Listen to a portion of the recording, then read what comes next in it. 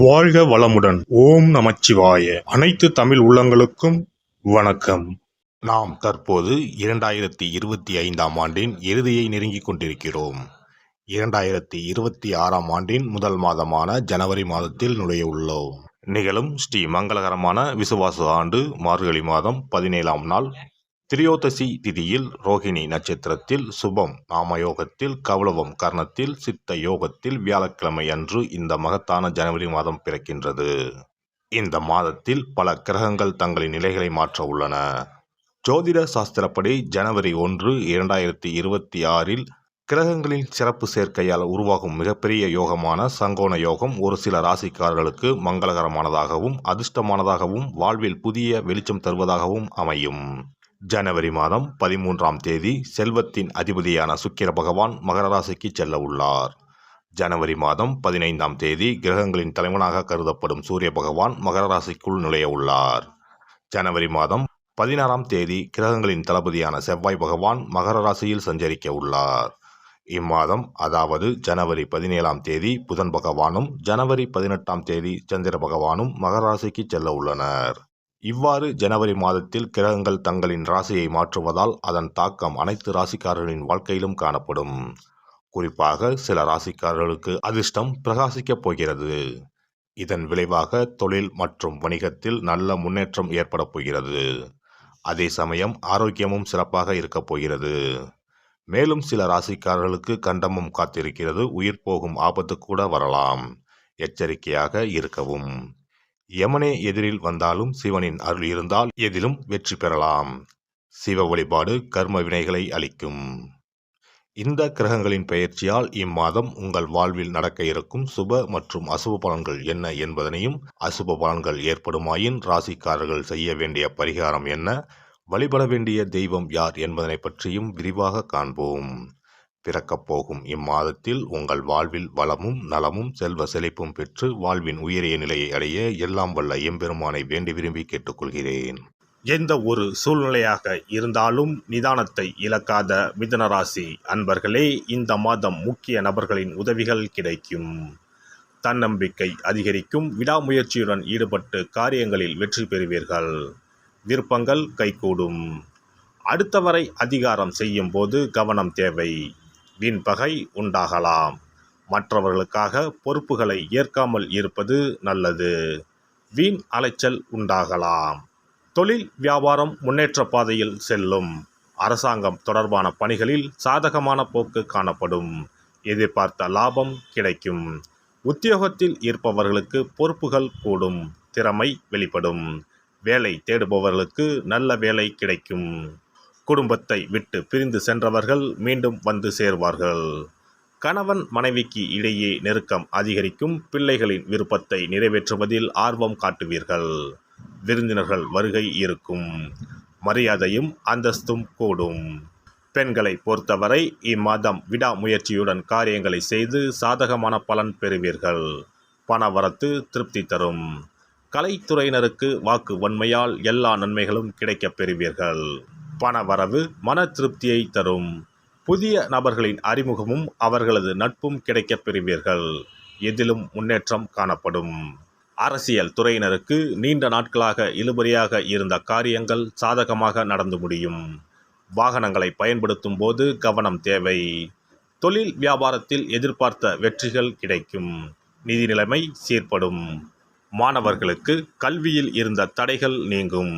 எதிலும் முழு முயற்சியுடன் ஈடுபடுவீர்கள். நட்சத்திர பலன்கள் மிருகசிரிசம் 3, 4 பாதங்கள். இந்த மாதம் உங்களது கருத்துக்கு சிலர் மாற்று கருத்து கூறலாம். எதிர்த்து பேசாமல் அமைதியாக இருப்பது நல்லது. மாணவர்கள் எவ்வளவு திறமையாக படித்தாலும் படிக்கும் பாடங்கள் கடினமானவை போல தோன்றும். மனதை தளர விடாமல் படிப்பது வெற்றியை தரும். திருவாதிரை நட்சத்திரம். இந்த மாதம் அடுத்தவருடன் ஏற்படும் பிரச்சனைகளிலும் வாக்குவாதத்திலும் வெற்றியே கிடைக்கும். பணவரத்து கூடும். ஆனால் எந்த காரியத்தில் ஈடுபட்டாலும் அடுத்தவரை நம்புவதில் எச்சரிக்கை தேவை. உங்களுக்கு மிகவும் வேண்டியவர் உங்களை விட்டு விலகிச் செல்லலாம். மாற்று மதத்தினரின் உதவிகள் கிடைக்கும். புனர்பூசம் 1, 2, 3ஆம் பாதங்கள். இந்த மாதம் தொழில் வியாபாரத்தில் எதிர்பார்த்த பணவரவு இருக்கும். போட்டிகள் குறையும், புதிய முயற்சிகளில் ஈடுபட தோன்றும். உத்தியோகத்தில் இருப்பவர்கள் செய்யும் பணிகள் திருப்திகரமாக நடந்து முடியும். எதிர்பார்த்த இடமாற்றம் வரலாம். ரங்கநாதரை வணங்கி வர துன்பங்கள் விலகி இன்பங்கள் இல்லம் தேடி வரும். சிறப்பு தொகுப்பு. கண் திருஷ்டிகள் அகன்று தடைப்பட்டு கொண்டிருக்கும் காரியங்கள் நிறைவேற செய்ய வேண்டிய பரிகாரம் என்ன என்பதனை பற்றி காண்போம். வாழ்க்கையில் நல்ல நிலையில் இருந்தவர்கள் கூட திடீரென்று பொருளாதாரம் இழந்து மன கஷ்டங்களுடன் வாழும் நிலை ஏற்படும். இந்த நிலை எதனால் ஏற்பட்டது என்று ஆராய்ந்து பார்த்தால் பெரும்பாலும் அவர்களின் மீதான கண் திருஷ்டிதான் காரணமாக இருக்கும். கல்லடி பட்டாலும் கண்ணடி படக்கூடாது என்று சொல்வார்கள் அல்லவா, அது உண்மைதான். இது போன்ற பிறரின் பொறாமை கொண்ட கண் திருஷ்டியினால் பலரின் வாழ்க்கை சிரமத்திற்கு ஆளாக நேரிடும்.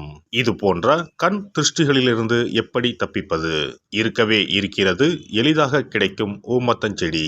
தெய்வ சக்தி நிறைந்த செடியாக கருதப்படும் ஊமத்தஞ்செடியின் காய், பூ, இலைகள் என அனைத்தும் தீய சக்திகள் விரட்ட பரிகாரத்துக்கு பயன்படுகிறது. பொதுவாக ஊமத்தம் காய்க்கு கெடுதலை அகற்றக்கூடிய சக்தி உண்டு. நம் வீட்டில் உள்ள எதிர்மறை சக்தியை அகற்றுவதற்கு ஊமத்தங்காய் தீபம் சிறந்த பரிகாரமாகிறது. தெய்வீக மகத்துவம் நிறைந்த ஊமத்தங்காய் மற்றும் பூவையும் எடுத்துக்கொள்ளுங்கள். வீட்டுக்கு அருகில் இல்லை என்றால் நாட்டு மருந்து கடைகளில் கிடைக்கும்.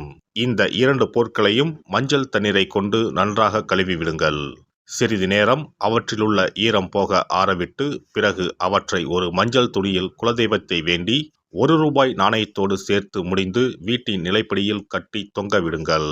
இந்த முடிச்சை வெள்ளிக்கிழமை அல்லது ஞாயிற்றுக்கிழமைகளில் தயார் செய்து வாசல் படியில் கட்டுவது சிறப்பு. தினமும் வீட்டில் தீபம் ஏற்றி காண்பிக்கும் போது இந்த முடிச்சுக்கும் காண்பிக்கவும். இதேபோல் ஊமத்தம் இலைகள் கிடைத்தால் அந்த இலைகளை சுத்தமான மஞ்சள் தண்ணீரில் கழுவிவிட்டு அவற்றை கொண்டு வீட்டில் இருக்கும் விநாயகருக்கு திங்கள் கிழமைகளில் தொடர்ந்து அர்ச்சனை செய்து வர வேண்டும். ஊமத்தம் பூவையும் விநாயகருக்கு சூட்டலாம். 3 வாரங்கள் தொடர்ந்து திங்கள் கிழமைகளில் விநாயகருக்கு ஊமத்தை இலையால் அர்ச்சனை செய்து ஊமத்தம் பூவை சூட்டி வழிபட்டால் வீட்டில் உள்ள கெட்ட சக்தி நடமாட்டம் மற்றும் கண் திருஷ்டிகள் தீரும்.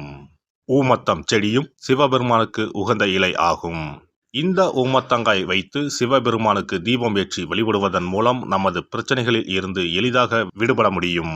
முதலில் 2 ஊமத்தங்காய்களை எடுத்துக்கொள்ள வேண்டும். அவற்றின் மீது முட்கள் இருப்பதால் மிகவும் கவனமாக கையாள வேண்டும். ஊமத்தங்காயின் காம்பு பகுதிகளை வெட்டி கொண்டு கத்தியை பயன்படுத்தி ஊமத்தங்காயின் உள்ளே இருக்கும் விதை பகுதியை முழுவதுமாக நீக்கிவிட வேண்டும். பின்னர் 2 அகல் விளக்குகள் மற்றும் விளக்கு வைப்பதற்கான 2 தட்டுகளை எடுத்து சுத்தம் செய்து அவற்றிற்கு மஞ்சள் குங்குமம் போட்டு வைத்துக் கொள்ள வேண்டும். பின்னர் 2 தட்டின் மீதும் ஒவ்வொரு அகல் விளக்கை வைத்துக் கொள்ள வேண்டும்.